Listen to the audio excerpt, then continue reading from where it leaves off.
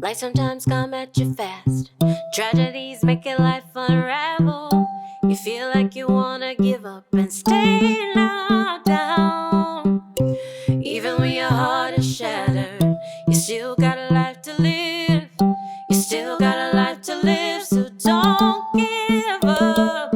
We are beautiful miracles. We are beautiful miracles. We are beautiful miracles, so don't give up. Hey guys, I'm really super excited to share with you the next guest on season 3 of My Beautiful Tragedy. Her name is Maria, and she is a death doula, and I think you're going to absolutely love what she has to say. And I just want to say thank you for your support. I can't really believe that we've gone 2 seasons, and I have learned so much. I have connected with some amazing people, and I have had a lot of people reach out to me and thank me for doing this, and it really has been my heart's work. I love it. I'm thankful. Please keep sharing. If you know someone who could use this, please let them know that it's available. Thank you. Hello, everyone, and thank you for joining me today on my podcast, Beautiful Tragedy. If you like what you're hearing, would you please like, comment, share, and subscribe? Today, I am very happy to be joined by Maria Capolupo. She is a certified grief specialist and a death doula. And this is another amazing connection that I met through a podcasting community. So I'm just really super thankful. I don't believe it was an accident that our paths crossed. So thank you for joining me today, Maria. Thank you for having me. Awesome. Well, let's just get right into it. Tell me a little bit about yourself. So I live here in Toronto, Ontario, originally from New York State. I was a professional musician for most of my life, which meant I had a day job. I did admin work as well. And I got to a point where I knew I needed a change, and I knew I wanted to be helping people. Wasn't sure what that meant, but very long story short, I ended up finding out about this death doula certification course. I had never heard of a death doula before, but when I read the course description, I knew with every fiber of my being, this is what I was meant to do with my life. So it's amazing when you get that. And here I am. Yeah, it's amazing when you can get that clarity like that. Like it's like you're doing what you're supposed to be doing, and I've heard it been said before, it's called walking in your purpose, and I just love that because it's like things align in a way that you can just not even explain to another person. And yes, I have to be honest, the first time we talked, I had a misunderstanding on what a death doula was. I'm a trained doula, a birth doula. Yeah. And my original thought was I thought a death doula was someone who maybe just was there for someone when their baby died. So would you mind clarifying what a death doula is? For sure. We are brought in to help people, usually with a terminal diagnosis at end of life, to emotionally prepare and also prepare in practical ways, like making sure their paperwork is in order or planning their funeral or whatever. But the main goal for us is to sit bedside and offer emotional support to the dying and their family. We also act as advocate between medical staff. But we're there to help lift some of the fear and anxiety over what they're going through, answer questions, guide them through what's happening with their bodies and what's happening at the time, and be there if the timing is right, if things align, be there when they die and help support the family then after. So sometimes it's a lot of the preparing more so than you can't always know for sure that you're going to be able to be there when they actually die. Unfortunately, you can't. Sometimes we can tell there are signs, depending on the illness, depending on where they are in their journey. Sometimes we can tell, but a lot of times we can't. And the body goes when it's ready. Yeah. Now I'm curious, how is it hard to be able to sit in the hospital with someone and speak for a person if you're not their family member? Is that an issue? Well, we usually there's two ways. So one is, and this is for everyone listening, it's important to have your wishes written down before you need them. So when you are unconscious and people need to make decisions for you, you should have a living will or an advance directive so that the people who are taking care of you know what to say and do for you. If that does not exist, we do our best. And furthermore, I have been fortunate in my work that all of the terminal or dying clients that I've had have been lucid and awake so that I've established a relationship with them before they are unable to speak for themselves. Right. And I feel like you can be a good addition to family, because when you're a family member and you're losing someone that you love, it can be hard to do that and say those things and make their needs known. And so, I can see how that relationship can really be such a relief to some people, Mm-hmm. And I know you've said too that there are situations where maybe someone in the family feels unable to do that. Yeah.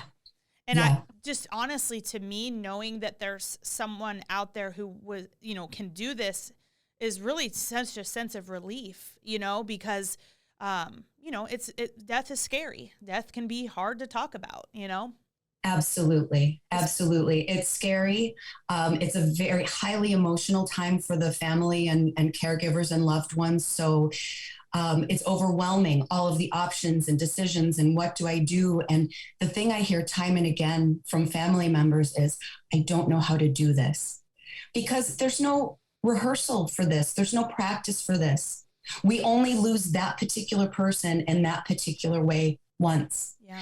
So, every client is different. Every situation is different, but I've been trained to adapt to each situation and either take over if the family wants me to, or assist them in making their decisions and getting through it. Right. Well, I can definitely see that you seem like you know how to hold space for people, and that in itself can be hard to do, but it's so important and it's so needed, because we live in a society that wants to fix it and make it better, and we don't know how to sit with people in their pain. And I'm sure that dying alone would be very scary. So, you can step in and make it so that they don't have to be scared and they kind of know what to expect, because that's probably, would you agree, where a lot of the fear comes from, is not knowing Absolutely. what to expect?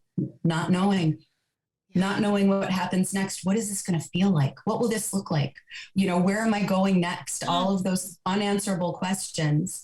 So to be able to sit with someone and just make it somehow okay, just tell them it's okay, it makes a big difference. Yeah. So, I was talking with a friend this morning, and she said, well, that sounds like hospice. So would you explain how being a death doula and a hospice worker are different? Mm-hmm. So we often work in tandem. We work hand in hand. Death doulas are non-medical. I am not allowed to administer or give advice on drugs, for example. So pardon me. So that's a big difference. Hospice often has on staff death doulas or volunteer death doulas. It's just a non-medical approach to hospice care. Yeah, we're the support team for the hospice workers, so to speak. So I would imagine that's very well received by hospice most times. So far, yes. And even I've worked in palliative units and hospitals, and the medical staff have been tremendous. They are so busy. They are so overworked. They have so much to do. And even if they want to sit bedside and hold that person's hand, they can't. They don't have the time. So they're grateful to have an emotional support there to pick that part up, right, where they just can't. They just don't have the time for it. I'd like to know what, like a family's response is to what you can do. Like my thought is gratitude, but like tell me what the experience is like for the family from your point of view. Mm-hmm. It's usually, not always, but usually the family that arranges it. They see that their person is in their end and struggling and that they need some support. And more often than not, in my experience, it's been the family reaching out, and they are so grateful to have that support and guidance. Like I said before, I hear over and over again, I don't know how to do this. And I come in and say, well, I do. And I'm going to teach you how. I will help you. Yeah. It's a big relief for people to not have to think about it while they're grieving. Yeah. Yeah. Because anticipatory grief is crushing. Knowing that that person is going and watching them struggle, that is sometimes worse for the family than when that person, not always, but sometimes worse than when that person has passed. Yeah, we were actually talking about that in my grief training about anticipatory grief. And, in my situation,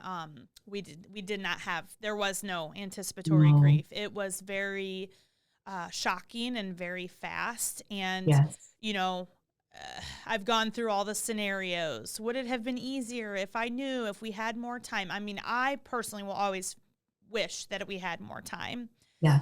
But then through my own process, I believe that my son was given mercy and that he did not have to suffer and go through a lot of horrendous, terrible, painful treatment and then die anyway. And absolutely. And sometimes I don't know if that's just a way that I need to have that little bit of comfort, because obviously there's going to be some situations where there isn't going to be any comfort. You know what I mean? And there's, traumatic deaths and things like that. So, I'm definitely in the process myself, with learning how to grieve, because I always say I'm getting on the job training, Yes. And it's hard because people don't want to talk about it, which is really the biggest reason that I have this podcast. Is I want to open up those conversations. I want people to think about things that maybe they wouldn't have thought about otherwise, and just doing what you do is something that I can guarantee a lot of people didn't even know existed. And so, I just am so happy to be having this conversation with you. So tell me about the legacy projects. We had talked a little bit about some of those things you do, and I just think they're lovely. Yes, I love that part. Well, I love all of the work, honestly, but it's a very nice way to help let me backtrack on that. There's two types of legacy projects that I work with.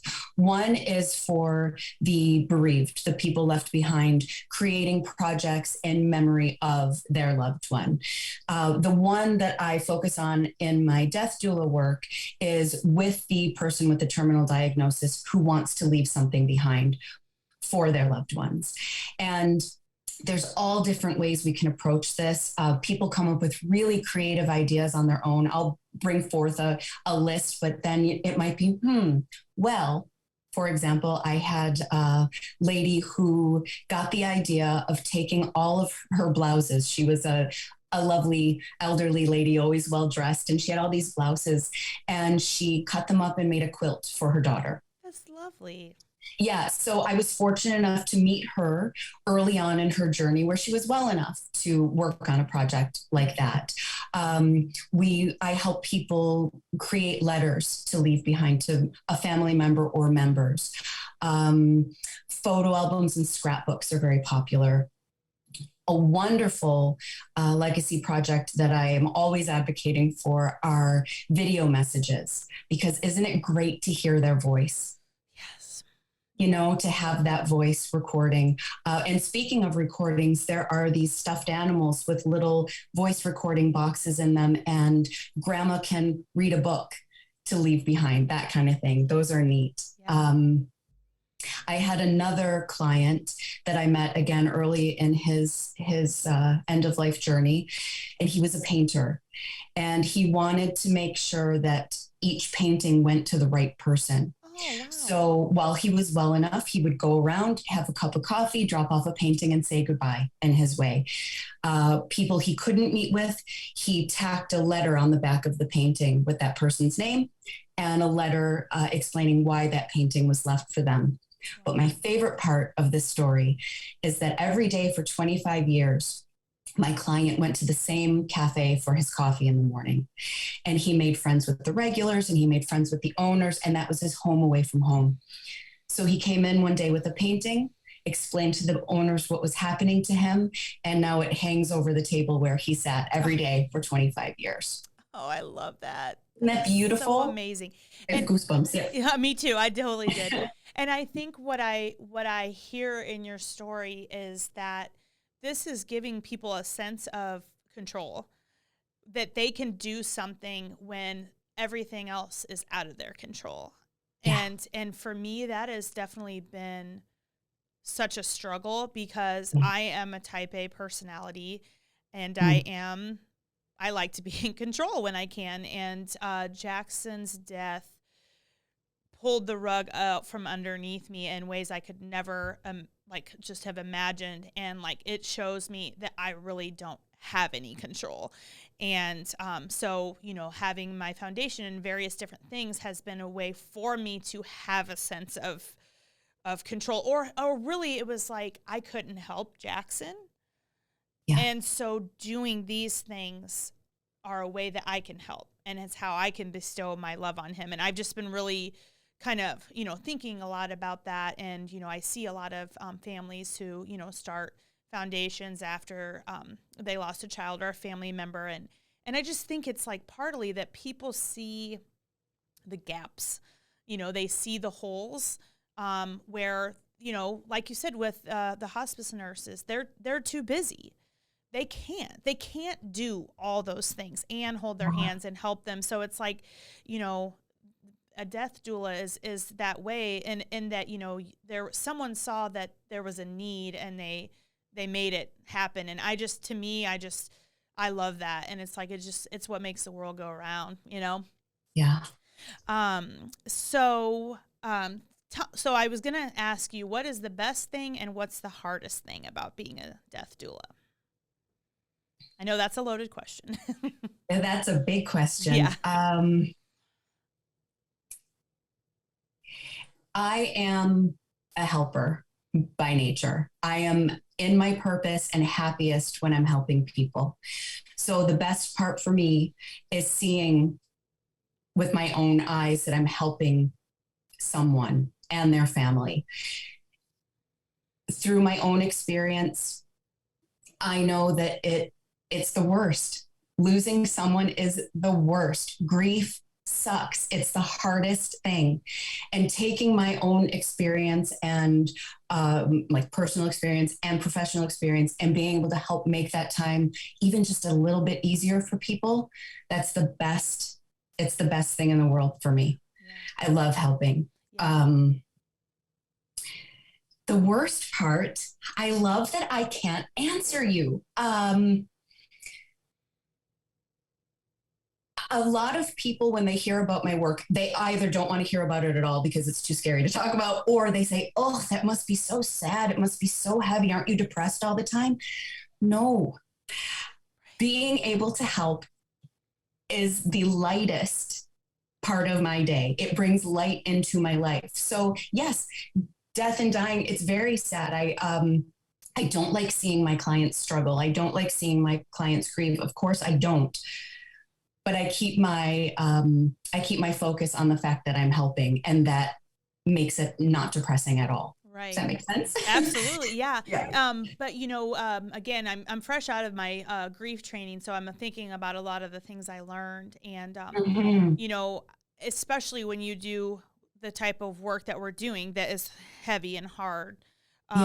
You know, taking care of yourself and doing self-care is so important. And so are you good at that? That's the hardest part. That's okay. There it is. Yeah. There it is. There it is. That is the hardest part. And, you know, I always tell my people, the family of my clients, you have to take care of yourself so that you can take care of them. Right. Internalizing that and remembering to do that for myself, that's the hardest part, because I want to help. I want to dive in. I want to be there all the time. I want to spend all my time caring for them. And oops, I forgot to eat dinner. Oops. Oh, I didn't sleep that night. Oops, you know, that's it. Thank you. Yeah. It's the self-care. It's taking care of yourself, making sure your own oxygen mask is on first before you take care of that guy next to you. Well, you know, and honestly, that kind of leads me into my next question. You know, you're also a certified grief specialist. So I would imagine through that process, you did a lot of your own grief work. Would you talk a little bit about that and your process with becoming a grief specialist also? Yes, absolutely. I spent a lot of my life thinking or being told I was depressed. And I certainly had the symptoms of being depressed. And then I met a therapist, about 12 years ago, who said, Maria, you are not depressed. You have unprocessed grief. This is grief. This is grief that I didn't understand, or I did understand it and I pushed it down and pretended it wasn't there. And it manifests itself in different ways. And a big way that it will manifest is in symptoms that mimic depression. Wow. So she really changed my life. She completely changed my life with that. Wow. It didn't tweak at the time that, oh, this is my calling. What happened was when COVID hit, as a death doula, being non-medical, I was no longer allowed in hospice, hospital, nursing homes, and private homes. So I was trying to come up with a way to still do my work. I had some virtual clients, but it's not the same, not being bedside. And then a friend of a friend reached out and said, I know you're a death doula, but my best friend just died by suicide. I need someone to talk to. Would you talk to me? And through my sessions with him, I realized, oh, this is the other part of it. Wow. This is the other part of my purpose, is to take my lifetime of carrying grief inappropriately, unhealthy. Now that I know how, I want to help other people do that. Because once you're given grief, I see it as being given to us. It's with you always. It never goes away. You don't get over it. You don't get past it. We don't fix it. We carry it with us, and we find a way to do that is healthy and that we can move forward in life, not move on, not forget, not move away, but move on, living our lives because we are still alive, right, with that grief as a part of us.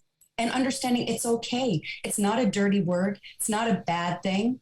It's okay to have grief sitting next to your heart because it is a facet of love, right? Like we talked about, grief and love, they go hand in hand, and that's okay. So yeah, thanks to this guy reaching out saying, I just need somebody to talk to, I became certified as a grief specialist as well over COVID. And that was the majority of my business through COVID. Wow. Virtual grief support, which I continue to do and will always do. It's a big part of my business. And I love helping people through. Do you do like individual sessions, or do you ever offer any kind of group sessions? How do you do all that? They are one-on-one, okay, individual sessions. I would like to branch out into groups, but I haven't figured that part out yet. But so far it is individual one-on-one sessions. Yeah. Well, I personally am a big fan of virtual because I know in person is the best when it's available, but when it's not, and when there's a lot of uncertainty, virtual is such a great option because it's better than nothing, Yeah. And so personally, I've been able to connect on a lot of levels. And honestly, if it wasn't for virtual, I would never be able to have you on the podcast. Right. I mean, I don't see myself going to Canada anytime soon, so it's like, I love that it really just makes things so much more available. And it does. When you were talking about grief, I don't know how many years ago it was that Elizabeth Kubler-Ross wrote about the 5 stages of well, I don't even know what they call it because it's gotten so misconstrued over the years. Has. It was intended for writing about people who are dying, but Correct. We've also in some ways tried to adapt it to grieving, which I feel really gives grief a disservice in that the idea, once you go through all these stages, then you're going to be better, which I'm sure is what our society would like. Let's hurry up and put it in a package and send it on its way, That's right. And I think that's probably been, on many levels, one of the most uncomfortable parts for me is, but learning how to sit with people in their pain. Yeah. And knowing that you can't fix it. You can't change That's right. it. But that in itself, is very comforting and consoling to me, because when people are trying to fix it, it actually just frustrates me. And I'm like, Yes. trust me, I wish you could fix this, but this is not fixable. And, I just learning how to have a pause and sit with people. And it's a gift. It's hard to Mm-hmm. do, but when it's being done for you, like I have a friend who, when I was very early on and really just outside of my mind, like I just was not well, Mm-hmm. I would call her. And one time she lived about 5 minutes from me. She came speeding so fast into the driveway. Her shirt was on inside out. She didn't say a word. She just hugged me and I fell to my knees. And like, she just did such a good job at that. Like, I don't feel like I don't know that I've like verbalized it to her as much as I want to, because You will. just, like Yeah. not trying to fix it is just, it's so important. And it's such a gift that you can give to people.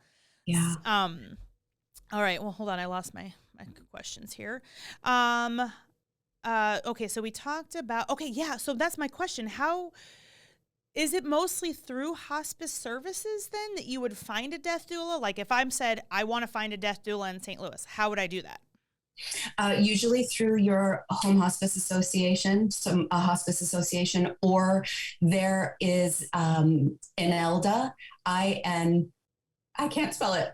INEDLA, and it's the International Association of Death Doulas, and they are listed by geography. So you can find a death doula that way.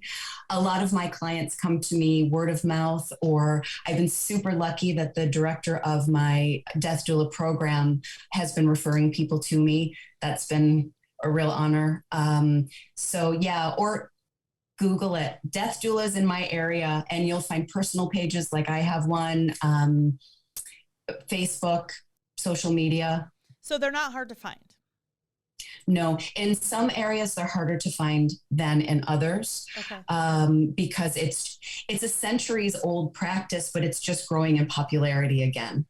As we're moving away from that sterile, cold, hospital way of dying, we need more compassionate care. People are realizing that now. So it's becoming more and more popular. So you'll see more of them in big cities. Okay. But they are out there. They're everywhere. Now, if someone were to want to do grief, virtual grief work through you, could they do that if they're here in St. Louis? Oh, sure. I have clients all over the world, literally all over the world. If someone has an internet connection and we can make a time change work, then I can meet with them. Wow. Yeah. Oh, for sure. That's wonderful. Well, that's great. I It mean, I is. hope that somebody hears something today that, makes them want to reach out. I hope so too. So is there any other thing that you feel is important to share that we didn't talk about?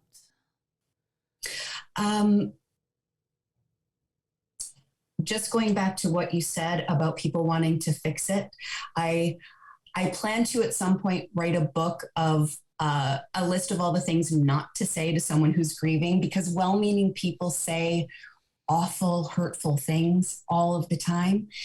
So instead of going through that list right now in the, considering time and everything, I would just like to say to people, if someone that you love is grieving, just be there. Yeah. Just say, I'm here.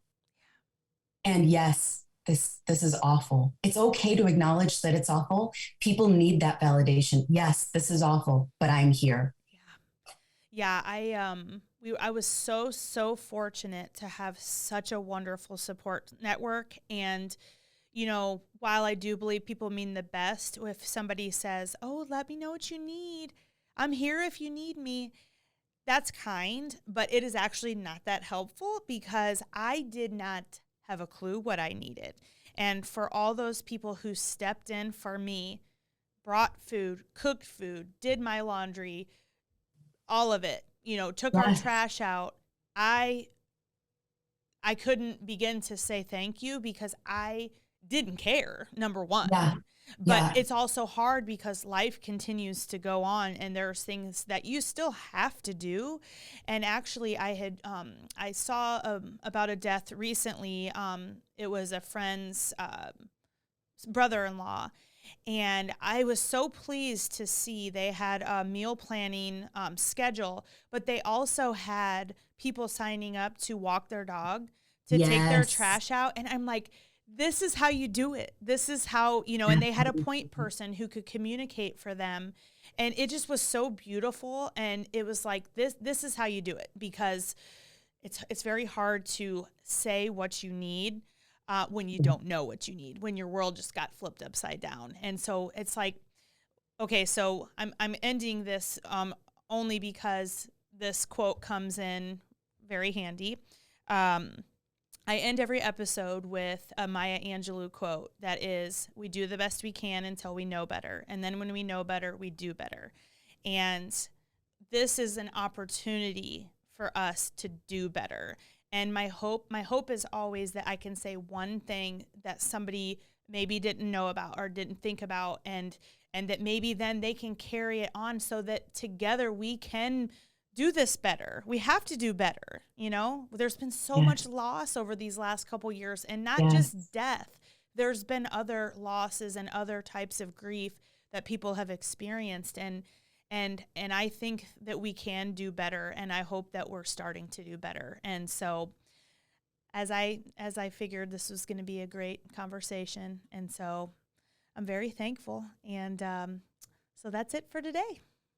I'm grateful too. Thank you so much for having me. Thank you. We are beautiful miracles. We